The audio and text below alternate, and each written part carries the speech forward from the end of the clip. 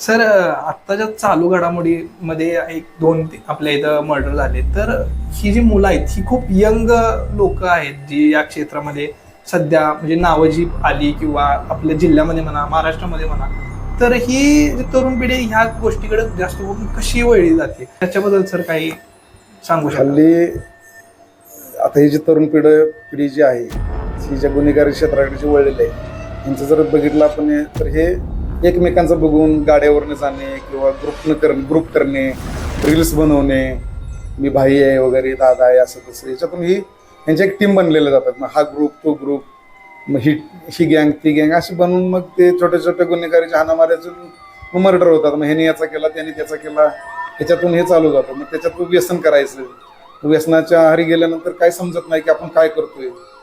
बरोबर. मग काय गांजा वडतात, काय दारू पितात, हे मावा, पावडर पान, हे जे काही गोष्टी आहेत, काय मेडिकल मधल्या टॅबलेट घेतात, ज्या झोपेच्या गोळ्या आहेत त्या नशेसाठी वापरतात.